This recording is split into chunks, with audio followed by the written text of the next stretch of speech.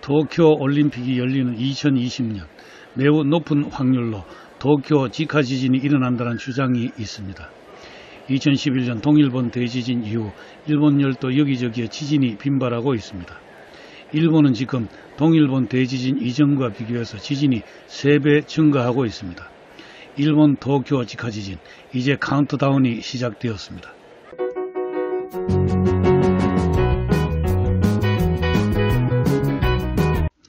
이렇게 주장하는 것은 일본 교토대학의 화산학자 가마다 히로키입니다. 가마다는 본래 후지산과 같은 활화산에 대한 연구를 주로 하는 화산학자입니다. 연구 업적도 훌륭하지만 그것보다 화려한 패션으로 더욱 유명합니다. 자켓은 주로 돌체앤가바나, 구찌, 존 갈리아노 등을 즐겨 입는다고 합니다.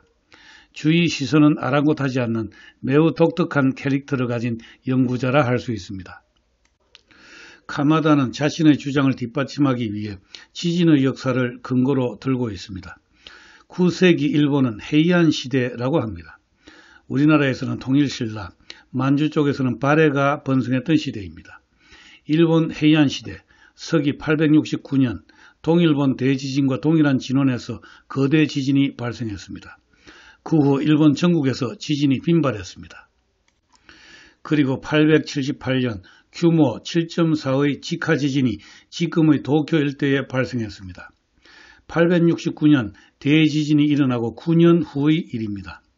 이것을 지금의 상황에 대입해보면 2011년 동일본 대지진의 9년 후는 2020년이 됩니다. 2020년 바로 도쿄 올림픽이 열리는 해입니다. 그리고 878년의 9년 후인 887년에 난카이 트랍 거대 지진이 일어났습니다. 이 도식을 또다시 오늘날에 대입해보면 2020년의 9년 후 2029년에 난카이 트랍 거대 지진이 일어난다는 것이 됩니다. 역사는 반복된다고 하지만 지진의 역사도 반복이 될까요? 두고 볼 일입니다. 실제로 도쿄 직하 지진이 일어나면 수도권에서 어느 정도의 피해가 생길 것인가? 가장 최악의 케이스는 겨울에 지진이 발생하는 것입니다. 그것도 저녁 6시, 진도 7의 지진이 발생하는 경우입니다. 일본 정부에 의하면 그럴 경우 희생자는 2만 3천 명, 경제적 피해는 95조 엔으로 예상하고 있습니다. 우리나라 돈으로 1,000조 원이 넘습니다. 목조 건물이 밀집된 지역은 특히 화재를 경계해야 합니다. 1923년 관동 대지진에서는 희생자 10만 명 중 90%는 화재로 인해 희생되었습니다.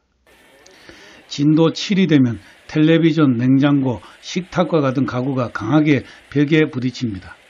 방 안에 있던 사람에게 강한 충격을 줍니다. 1981년 건축기준법 개정 이전에 세워진 목조 건물은 10초 안에 무너집니다. 올림픽 기간 중에 직하 지진이 일어나면 100만 명의 관객이 몰려들기 때문에 피해는 더욱 커질 가능성이 있습니다. 가마다의 화산 연구 인생에서 큰 좌절이 있었습니다. 바로 2014년 9월에 일어난 온따케 화산의 분화였습니다. 그 뜻밖의 화산 분화로 휴일날 등산을 하던 63명이 희생되었습니다. 가마다뿐 아니라 일본의 많은 화산학자들이 이 화산 분화를 예상하지 못했습니다. 화산학자들은 사회로부터 엄청난 비난을 받았습니다. 예측하지도 못할 화산의 연구에 왜 세금을 쓰느냐는 것이었습니다. 실제로 화산학자들은 화산 분화를 전혀 예측하지 못했고 인명 구조를 비롯해 할 수 있는 것이 아무것도 없었습니다. 화산 또는 지진 연구가 얼마나 어려운지를 일반인들은 조금도 이해하지 않았습니다. 가마다는 자신의 연구 목표를 수정합니다. 가마다는 100% 정확한 예측은 포기하기로 했습니다. 원래 화산 분화의 정확한 예측은 현재의 지식으로는, 현재의 과학기술로는 불가능합니다. 대신에 감재, 즉 재해를 줄인다는 것에 목표를 두기로 한 겁니다. 완벽한 예측을 위한 과학적 어프로치를 포기하고 대신에 예측이 실패한다고 해도 피해가 최소한이 되도록 감재를 적극적으로 실천하게 되었습니다.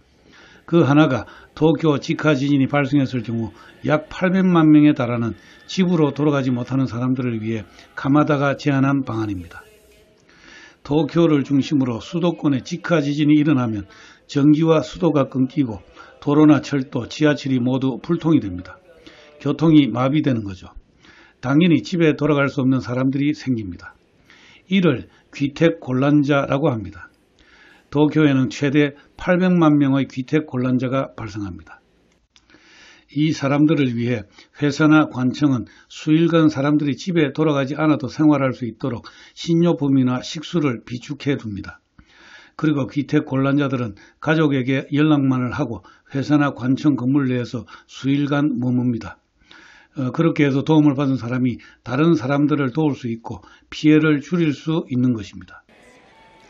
도쿄 직하지진, 그것은 반드시 옵니다. 내일 올 수도 있고 10년 뒤 올 수도 있습니다. 그러나 근본적으로 그것을 막을 수는 없습니다. 인간은 지진이나 화산 분화와 같은 자연재해를 피할 수도 없고 막을 수 없는 겁니다.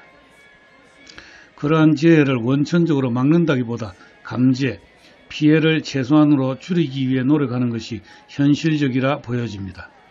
화산학자 가마다 히로키는 2020년 도쿄 직하 지진을 예상했습니다. 경고의 의미이고 주의를 환기시키기 위한 것이겠지만 최소한의 피해로 다가오는 재난을 극복하게 되길 바라봅니다.